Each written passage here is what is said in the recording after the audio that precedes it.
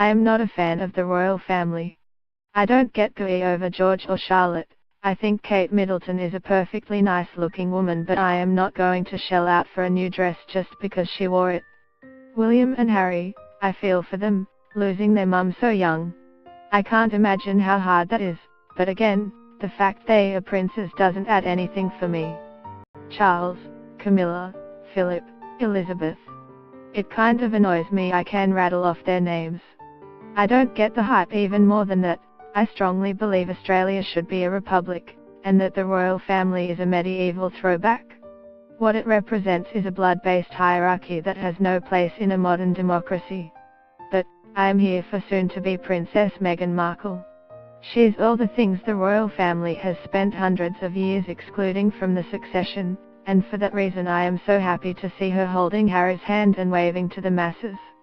She is not white, which is a big deal.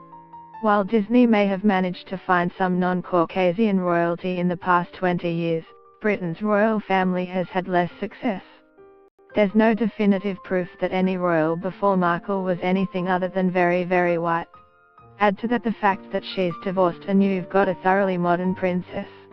Up until Charles married Camilla, the idea of marrying your divorced love and staying in line for the throne was unheard of. That's why Elizabeth is queen in the first place. Her uncle abdicated so he could marry a divorcee. If you've watched The Crown, you're also probably familiar with the stifling of Princess Margaret's first love, a divorced man. Make no mistake, the coming of Markle is a seismic shift for Britain's most privileged family. If you add that she's a person with a career entirely of her own, a high-profile, successful career, you really do get an entirely new type of royal. One that the Windsors can and should be proud to add to the family tree, and in doing so, maybe the addition of Markle will have some pretty wonderful flow-on effects. We're already seeing them when any woman of colour talks about how proud or happy Markle's engagement makes her. We're also seeing it when any woman feels more confident they belong at the very top of the tree, in the CEO suite or at the decision-making table. It's Markle's power to empower other women that Republicans should celebrate because, royal or not, that's a vital cause. Listen, Meghan Markle is the role model young women need. Post continues after audio. We hear it all the time, representation matters.